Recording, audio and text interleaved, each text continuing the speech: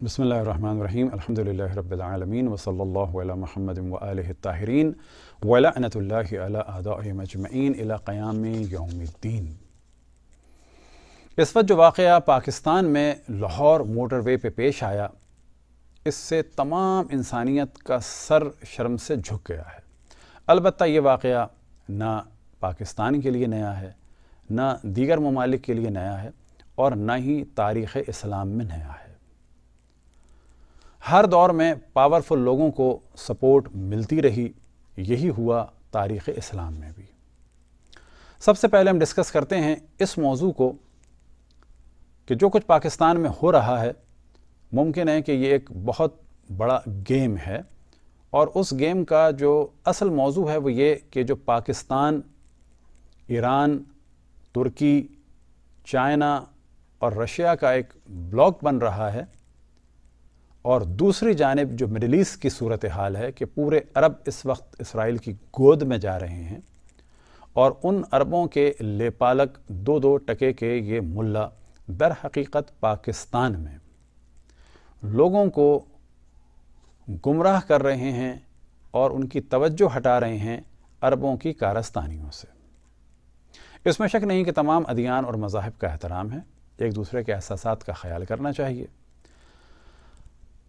किसी के भी बुज़ुर्गों की तौहीन गलत है, किसी भी दीन के हों, किसी भी मज़हब के हों, चाहे इंडिया में गाय हो, चाहे कोई किसी का बुज़ुर्ग हो।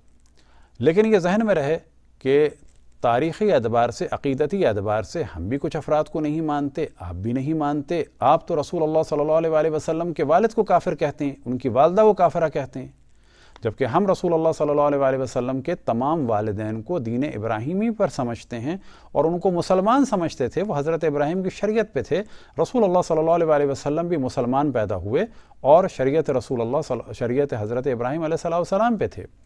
आप हज़रत अब्दुल्ला को काफ़िर कहें, हम तो नहीं नाराज़ होते, हम तो नहीं कत्ल का हुक्म देते। हज़रत आमना को काफ़िर कहें, वो असहाब के जिन्होंने रसूल अल्लाह सल्लल्लाहु अलैहि वसल्लम को एक मिनट के लिए देख लिया, चलें जी, उनका भी एहतराम है। लेकिन जिसके शिका में मुबारक से रसूल अल्लाह सल्लल्लाहु अलैहि वसल्लम पैदा हुए, उनसे ज़्यादा एहतराम किसी का नहीं है।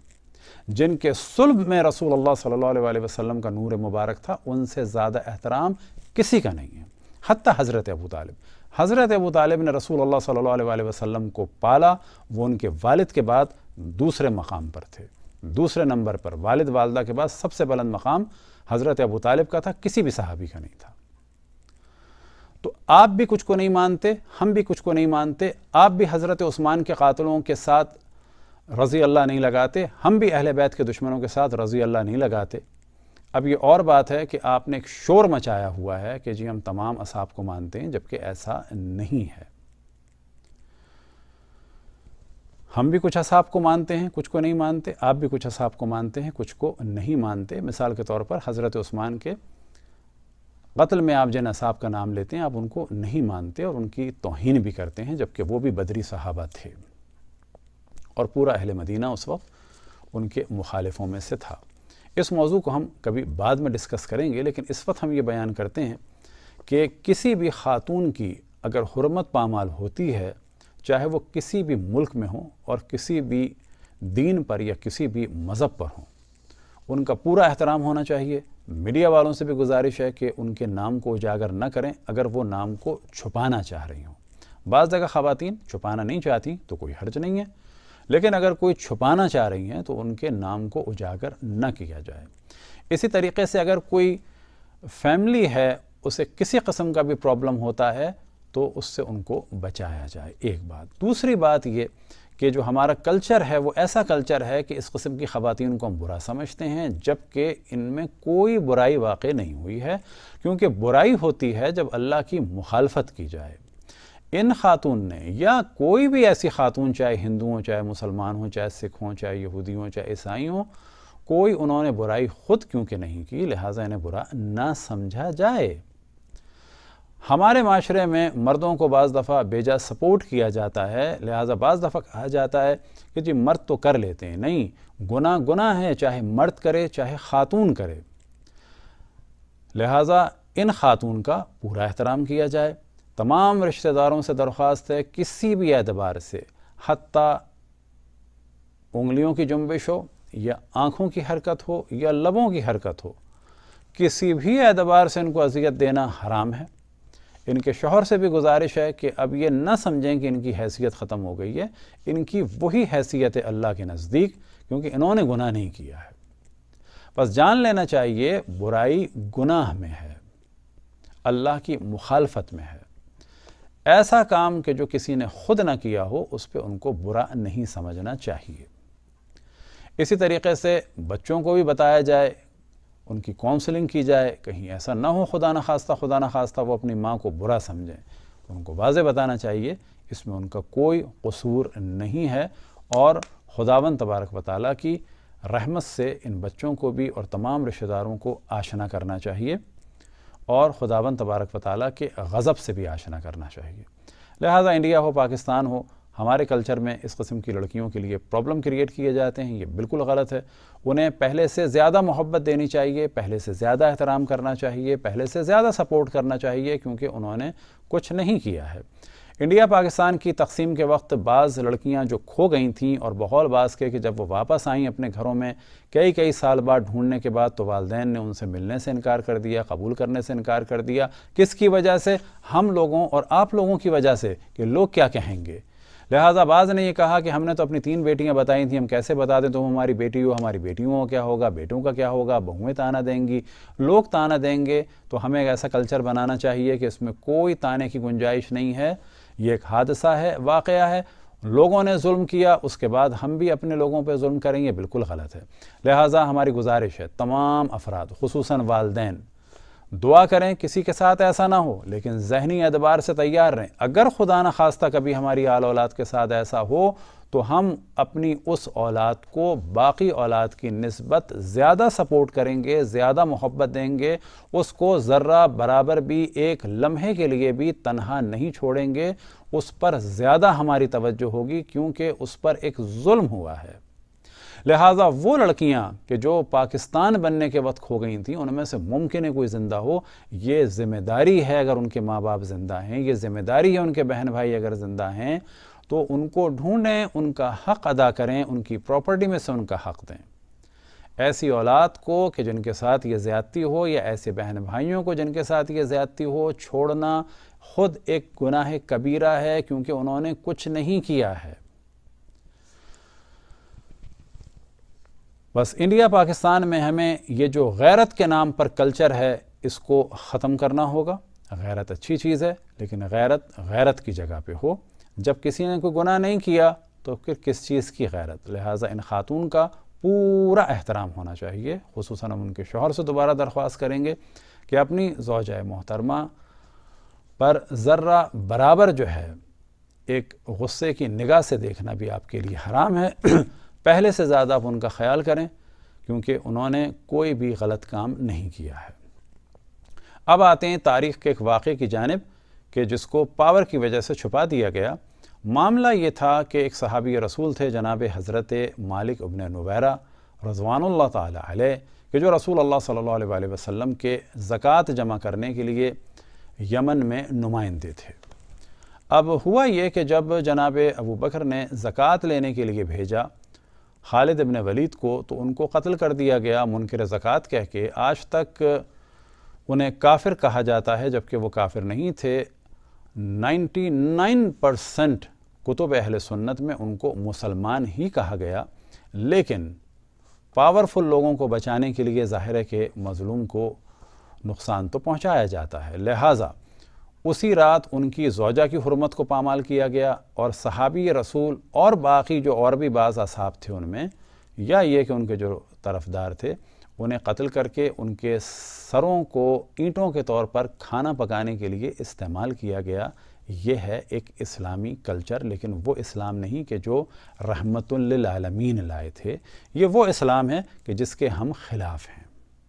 کون سا اسلام؟ کہ جس میں ظلم ہے، جور ہے، قتل ہے، غارت گری ہے، اور اس کے بعد ان تمام ظلم کرنے والوں کو ایک جملے میں رہائی دے دی جاتی ہے کہ جی اجتہادی غلطی کر لی۔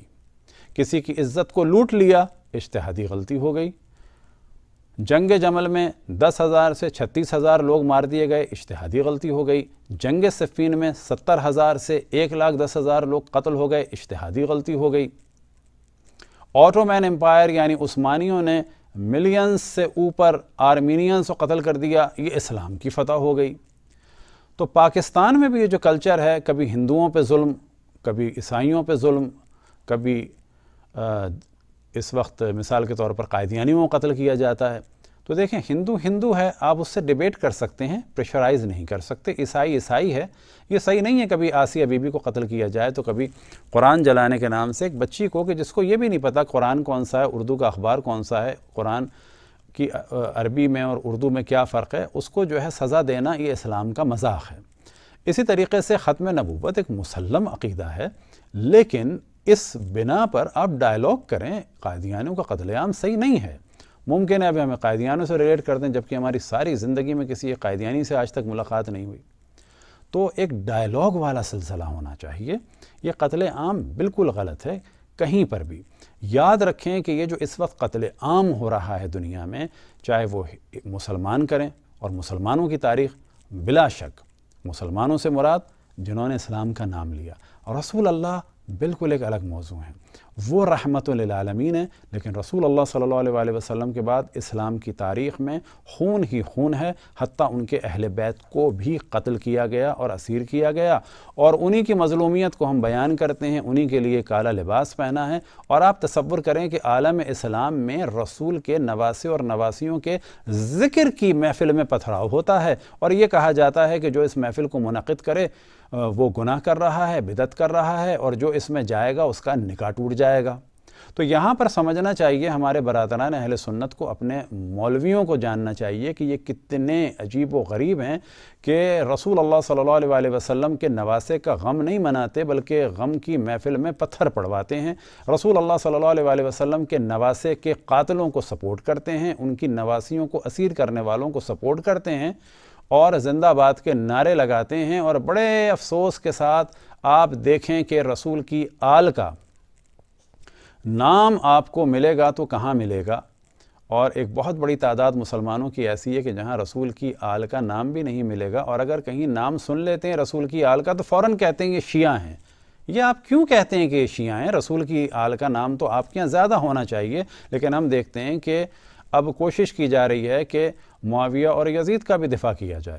آپ اگر معاویہ کا دفاع کرتے ہیں، یہ کہتے ہیں کہ جی وہ امیر المومنین ہیں، خال المومنین ہیں، تو ایک موضوع انشاءاللہ ہم ڈسکس کریں گے کہ اگر وہ حضرت حضرت ام حبیبہ کے بھائی تھے تو حضرت عائشہ کے بھائی بھی تو جناب حضرت محمد ابن ابو بکر تھے، کہ جن کو معاویہ نے قتل کروا کر ابھی ان کا دم بھی نہیں نکلا تھا تو گدھے کی کھال میں، ایک مردہ گدھے میں ان کو ڈال کر جلا دیا تھا۔ وہ بھی تو صحابی تھے، وہ بھی تو ام المومنین کے بھائی تھے۔ یہ کیا وجہ ہے کہ ایک زوجہ حضرت حبیبہ کے بھائی کو آپ کہہ رہے ہیں خال المومنین، مومنین کے ماموں، اور دوسری زوجہ کے بھائی کو قتل کروانے کے بعد جشن منایا جا رہا ہے؟ تو یہ موضوع تو کبھی بعد میں ڈسکس ہوں گے، لیکن اسلام میں ہمیشہ یہ ہوا کہ ایک ذرا سی بات کر دی گئی کہ جی یہ اجتہادی غلطی ہوئی، اور بڑے بڑے خون معاف ہو گئے۔ تو یہ تھا ایک معاملہ جناب حضرت مالک ابن نویرہ رضوان اللہ تعالیٰ علیہ و صلوات اللہ وسلام علیہ۔ یہ ہم اس وجہ سے کہہ رہے ہیں تاکہ سب کی توجہ ہو اس مظلوم کی جانب، کہ جس کا شاید آج پہلی دفعہ اتنا کھل کے ذکر کیا جا رہا ہے میڈیا پر، ورنہ شیعہ بھی ڈرتے رہے، عام طور پہ جب ذکر کرتے تھے تو ان پہ حملہ ہو جاتا تھا۔ گو کہ ہماری کتابیں بھری پڑی ہیں اس سے، نہ فقط ہماری کتابیں، تمام کتب اہل سنت 99% یہ ہے کہ یہ مسلمان تھے اور انہیں بے قصور مارا گیا، اور دلیل کے طور پہ یہ کہ جناب ابوبکر نے ان کی دیت دی، دلیل کے طور پہ یہ کہ جناب ام تمیم بنت منہال کے جو صحابیہ تھیں ان کی حرمت کو پامال کیا گیا، ان کو اسیر کر لیا تھا، ان کو بھی آزاد کرایا گیا۔ تو اس موضوع کو ہم ڈسکس کر لیتے ہیں، لیکن اس سے پہلے جو جناب ابوبکر کے 2 فرمان ہیں جن کو ہم لوگ پسند نہیں کرتے، جب ہم سے کہا جا رہا ہے کہ آپ کیوں نہیں مانتے، تو اب ہمارا رائٹ ہے کہ ہم بتائیں ہم کیوں نہیں مانتے بعض ہستیوں کو۔ پہلی بات یہ کہ یہ ہر انسان کا حق ہے کہ ہم رسول کی آل کو مانتے ہیں، کیونکہ رسول اللہ صلی اللہ علیہ وسلم نے واضح فرمایا تھا کہ میرے 12 خلفاء ہوں گے، ہم ان کو مانتے ہیں۔ اگر کوئی نہیں مانتا ہم انہیں کافر نہیں کہتے، ہم تو نہیں کرتے کسی کو قتل۔ تو جناب حضرت مالک ابن نویرہ رضوان اللہ تعالیٰ علیہ قتل کیے گئے، ان کے سروں کو کاٹ کے اس پہ کھانا پکایا گیا، اینٹوں کے طور پہ استعمال کیا گیا۔ ان کی زوجہ جناب حضرت ام تمیم بنت منہال کے جو صحابیہ تھیں ان کی حرمت کو پامال کیا گیا۔ تو جو فرمان تھا جناب ابو بکر کی جانب سے وہ آپ کے سامنے ہم بیان کر دیتے ہیں۔ لہٰذا فرمان یہ تھا کہ آپ کے سامنے ہے تاریخ طبری جلد دوم، نفیس اکیڈمی اردو بازار سے یہ چھپی ہے۔ پیج نمبر 79 میں ہیڈنگ ہے مالک ابن نویرہ کی گرفتاری، اس کے نیچے ان کا فرمان ہے، یعنی جناب ابو بکر کا۔ ابو بکر رضی اللہ نے ان کو حکم دیا تھا کہ کن کو حکم دیا تھا؟ یعنی خالد ابن ولید کو اور فوجوں کو۔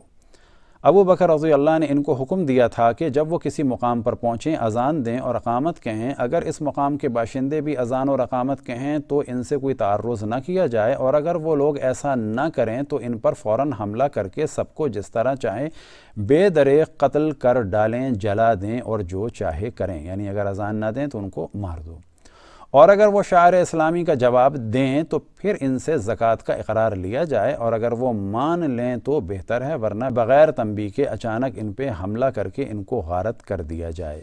یہ تھا جناب ابو بکر کا ایک فرمان، اور عیناً یہی فرمان بعد میں بھی آئے گا۔ اب ہے موضوع حضرت خالد کی اجتہادی غلطی۔ پیج نمبر 79 اور 80 آپ کے سامنے ہے، اور کیونکہ پیج نمبر 79 کی آخری لائن ہے تو صرف ہم وہی دکھا رہے ہیں۔ حضرت خالد رضی اللہ عنہ کی اجتہادی غلطی۔ عمر رضی اللہ نے ابو بکر رضی اللہ سے کہا کہ خالد ایک مسلمان کے خون کا ذمہ دار ہے۔ اب یاد رکھیں کہ جناب عمر بھی اس موقع پر خالد بن ولید کے خلاف تھے اور کہتے تھے کہ اس نے ایک مسلمان کو قتل کیا اور بیوی کے ساتھ زنا کیا، لہٰذا خالد کو سنگسار کیا جائے۔ اب یہ کتاب کوئی شیعوں کی کتاب نہیں ہے، مارکیٹ میں موجود ہے، انٹرنیٹ پہ موجود ہے، آپ جا کے انٹرنیٹ پہ لکھیں تاریخ طبری جلد دوم PDF تو نکل آئے گی۔ پیج نمبر ہے 79 اور جلد نمبر 2 حصہ نمبر 2۔ عمر نے رضی اللہ نے ابو بکر رضی اللہ سے کہا کہ خالد ایک مسلمان کے خون کے ذمہ دار ہیں، اور اگر یہ بات ثابت نہ ہو سکے تب بھی اس قدر تو ثابت ہے جس سے ان کو قید کر دیا جائے۔ اس معاملے میں عمر رضی اللہ نے بہت اصرار کیا۔ کس سے کیا؟ جناب ابو بکر سے، مگر چونکہ ابو بکر اپنے عمال اور آدمیوں کو کبھی قید نہیں کیا کرتے تھے، یعنی وہ جو بھی کریں وہ کر لیں۔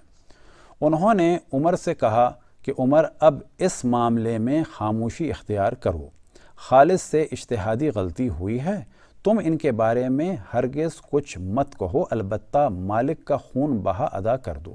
یہ جو جناب مالک کا خون بہا ادا کیا اسی وجہ سے کیا گیا کہ وہ مسلمان تھے۔ ابو بکر رضی اللہ نے خالد کو بلایا، وہ آئے اور انہوں نے اس واقعے کی پوری تفصیل بیان کی اور معذرت چاہی۔ ابو بکر رضی اللہ نے ان کی معذرت قبول کی، البتہ جنگ کے اثناء میں ان کے نکاح کو برا سمجھا اور ان کو اس بات پر ڈانٹا کیونکہ عرب اس فعل کو مذموم سمجھتے تھے۔ تو یہ بھی یاد رکھیں نکاح نہیں کیا تھا، اسی وجہ سے ان خواتین کو بعد میں واپس بھی کیا گیا۔ حضرت خالد کی برطرفی کا مطالبہ۔ عروہ کے باب سے مروی ہے کہ اس موقع پر مہم کے بعض لوگوں نے تو شہادت دی کہ جب ہم نے اذان دی، اقامت کہی اور نماز پڑھی، ان لوگوں نے بھی ایسا ہی کیا، مگر دوسروں نے کہا کہ نہیں، ایسا کچھ نہیں ہوا، اس وجہ سے وہ سب قتل کر دیے گئے۔ مالک کا بھائی متمم بن نویرہ ابو بکر رضی اللہ کے پاس اپنے بھائی کا قصاص لینے آیا اور اس نے درخواست کی کہ ہمارے قیدی رہا کر دیے جائیں۔ ابو بکر رضی اللہ نے قیدیوں کی رہائی کے لیے اس کی درخواست قبول کر لی اور حکم لکھ دیا کہ عمر رضی اللہ نے خالد سے متعلق ابو بکر رضی اللہ سے سخت اصرار کیا کہ ان کو برطرف کر دیا جائے اور کہا کہ ان کی تلوار میں بے گناہ مسلمان کا خون ہے، یعنی حضرت عمر کے نزدیک بھی مالک ابن نویرہ مسلمان تھے، مگر ابو بکر نے کہا عمر یہ نہیں ہو سکتا کہ میں اس تلوار کو جسے اللہ نے کفار کے لیے نیام سے برآمد کیا ہے پھر نیام میں نہیں رکھوں گا۔ اب یہاں پر دیکھیں متمم کے جو صحابی رسول ہیں اور وہ مالک کے بھائی تھے اور ان کو تو ہمیشہ مسلمان ہی کہا گیا، لیکن ان کے ساتھ بھی یہاں پر رضی اللہ نہیں لگا ہوا ہے۔ وجہ یہ ہے کہ مالک کو کافر کیا تو اب ان کے بھائی کی بھی حرمت کو پامال کر دیا۔ اگلی ہیڈنگ ہے سوید کی روایت۔ سوید سے مروی ہے کہ مالک ابن نویرہ کے بہت ہی گھنے بال تھے، سپاہیوں نے ان کے سروں کو جوڑ کر ان پر دیگیں رکھ دیں۔ یہ کون سپاہی ہیں؟ مسلمان سپاہی، ماشاء اللہ۔ مالک بن نویرہ اور جس قدر مقتول تھے، آگ نے ان کے چہروں کو جھلسا دیا، البتہ بالوں کی کثرت کی وجہ سے مالک کا چہرہ جھلسنے سے محفوظ رہا۔ متمم نے، اب یہاں پر دیکھیں متمم صحابی ہیں، ان کے ساتھ کوئی رضی اللہ اور حضرت نہیں ہے۔ متمم نے ابو بکر رضی اللہ کو خدا کا واسطہ دیا اور کہا کہ وہ بالکل بھوکے تھے۔ عمر رضی اللہ نے ان کو جب وہ رسول اللہ کے پاس آئے تھے، کون آئے تھے؟ متمم، یعنی رسول اللہ کے پاس آئے تھے، وہ صحابی تھے، دیکھا تو انہوں نے متمم سے پوچھا، یہاں بھی رضی اللہ نہیں ہے متمم کے ساتھ، متمم سے پوچھا کیا جو کچھ تم نے بیان کیا ہے ایسا ہی واقعہ ہے؟ انہوں نے کہا بے شک جو کچھ میں کہہ رہا ہوں ایسا ہی ہے۔ حضرت ابوبکر کی فوجیوں کو ہدایت، یہ ان کا دوبارہ فرمان بیان ہو رہا ہے۔ عبد الرحمن ابن ابوبکر صدیق رضی اللہ عنہما سے مروی ہے کہ ابو بکر رضی اللہ نے اپنے فوجیوں کو یہ ہدایت دی تھی کہ جب تم کسی بستی میں جاؤ اور وہاں نماز کے لیے اذان سنو، خاموش رہنا اور پھر ان سے دریافت کرنا کہ انہوں نے کیوں سرکشی اختیار کی ہے، اور اگر اذان سنائی نہ دے تو فوراً غارت گری کر کے وہاں کے باشندوں کو قتل کر دینا اور جلا دینا۔ بنو سلمہ کے ابو قتادہ حارث بن ربیع نے مالک کے مسلمان ہونے کی شہادت دی تھی۔ کس نے؟ جناب ابو قتادہ نے۔ اور ان کے قتل کے بعد انہوں نے عہد کیا تھا کہ اب وہ آئندہ کبھی خالد کی ہمراہ کسی جنگ میں شریک نہ ہوں گے، اور وہ بیان کرتے تھے کہ جب خالد رضی اللہ عنہ کی فوج نے مالک کے قبیلے پہ یورش کی تو رات کی وجہ سے وہ حملہ آوروں سے خائف ہوئے اور انہوں نے اسلحہ سنبھالا۔ ہم نے ان سے کہا کہ ہم مسلمان ہیں، انہوں نے کہا ہم بھی مسلمان ہیں۔ ہم نے پوچھا پھر ان ہتھیاروں کا کیا مطلب ہے؟ انہوں نے کہا تمہارے ہتھیاروں کا کیا مطلب ہے؟ ہم نے کہا اچھا اگر جیسا تم کہتے ہو یہی ہے تو ہتھیار رکھ دو۔ انہوں نے ہتھیار رکھ دیے۔ ہم نے نماز پڑھی، انہوں نے نماز پڑھی۔ خالد مالک کے قتل کے متعلق یہ عذر پیش کرتے تھے کہ اس نے بار بار یہ بات کہی، میں سمجھتا ہوں کہ تمہارے صاحب نے یہ اور یہ کہا ہوگا۔ اسے علماء اہل سنت کہتے ہیں کہ یہ ان کے کافر ہونے کی علامت ہے، کیونکہ یہاں پر وہ کہہ رہے ہیں کہ تمہارے رسول نے کہا ہوگا، جبکہ ایسا نہیں ہے۔ ان کی مراد تھی کہ جس نے تمہیں بھیجا ہے انہوں نے یہ کہا ہوگا۔ معاملہ یہ ہے کہ یہ غدیر کو جانتے تھے، مولا امیر المومنین کے طرفداروں میں سے تھے، اور یہ سمجھ رہے تھے کہ خلافت مولا امیر المومنین کے پاس ہے۔ اچانک جب زکوٰۃ لینے کے لیے آئے تو انہوں نے زکوٰۃ نہیں دی اور تحقیق کے لیے کہا۔ لیکن یہاں پر معاملہ کیا ہوا کہ اب آگے بیان کرتے ہیں۔ خالد نے کہا کیا تم ان کو اپنا صاحب نہیں سمجھتے؟ کس کو؟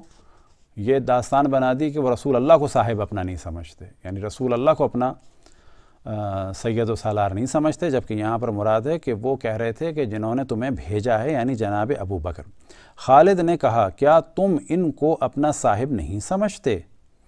اور پھر آگے بڑھ کر ان کی اور ان کے ساتھیوں کی گردن مار دی۔ عمر رضی اللہ کو اس واقعے کی اطلاع ہوئی، انہوں نے ابو بکر رضی اللہ سے اس کی شکایت کی اور پہم اسرار سے کہا کہ دیکھیے دشمن خدا خالد نے ایک مسلمان کو قتل کر دیا اور پھر اس کی بیوی پر کود پڑا۔